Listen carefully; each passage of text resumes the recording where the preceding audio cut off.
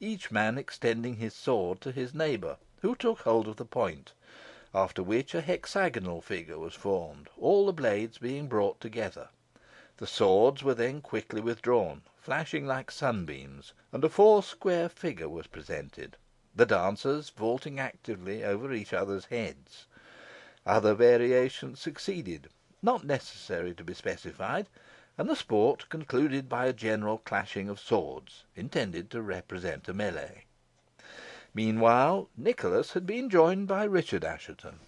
and the latter was not long in detecting the two devices through their disguises. On making this discovery, he mentioned it to the squire, and was surprised to find him already aware of the circumstance, and not less astonished when he was advised to let them alone, the squire adding that he was unable at that time to give his reasons for such counsel, but being good and conclusive, Richard would be satisfied of their propriety hereafter. The young man, however, thought otherwise, and, notwithstanding his relative's attempt to dissuade him, announced his intention of causing the parties to be arrested at once, and with this design he went in search of an officer of the guard, that the capture might be effected without disturbance. But the throng was so close round the dance that he could not pierce it,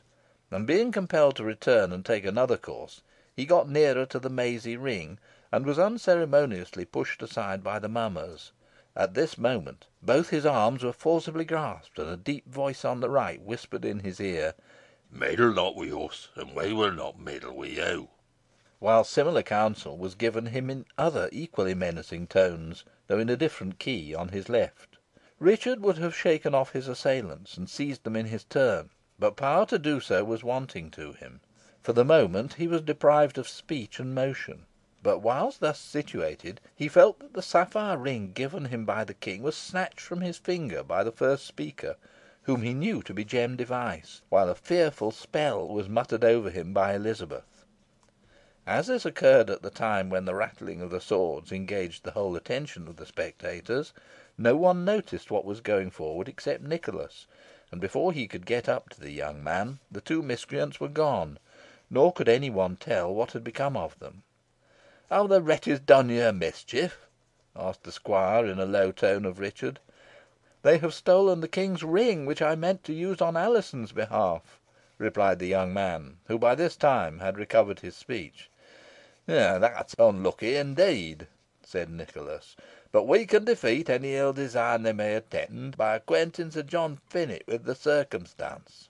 "Let them be," said a voice in his ear. "The time is not yet come." The squire did not look round, for he well knew that the caution proceeded from Nance Redferne, and accordingly he observed to Richard, "Tarry a while, and you will be amply avenged." And with this assurance the young man was fain to be content.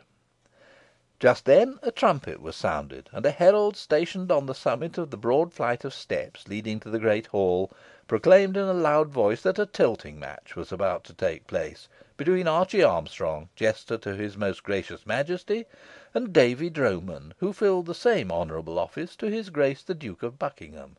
and that a pair of gilt heeled chopins would be the reward of the successful combatant. This announcement was received with cheers, and preparations were instantly made for the mock tourney. A large circle being formed by the yeomen of the guard, with an alley leading to it on either side, the two combatants, mounted on gaudy caparisoned hobby horses, rode into the ring.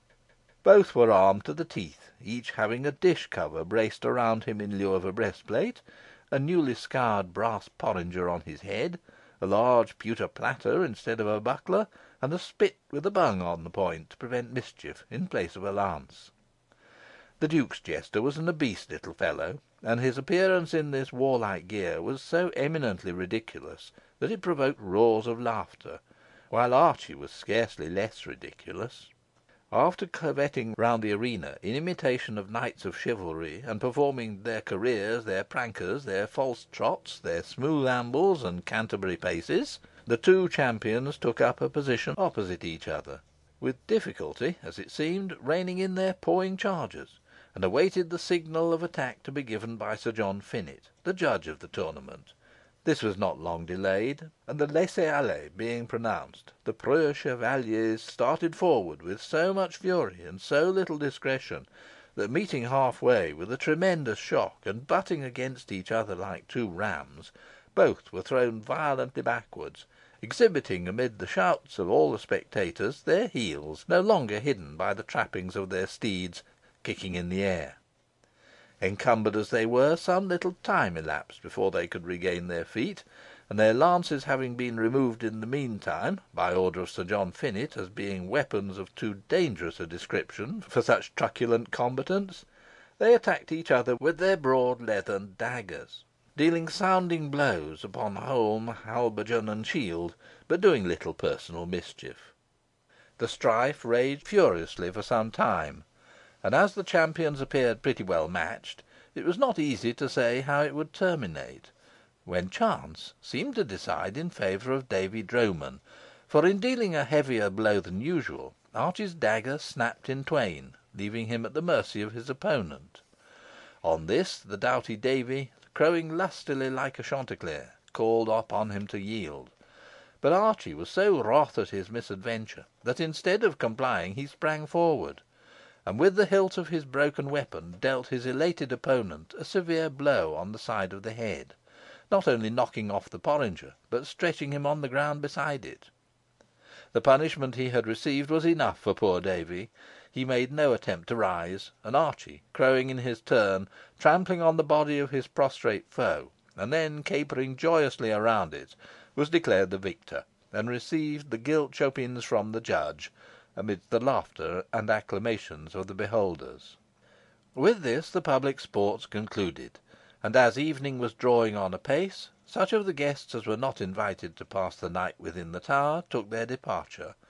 while shortly afterwards, supper being served in the banqueting hall, on a scale of profusion and magnificence quite equal to the earlier repast, the king and the whole of his train sat down to it. Chapter 9.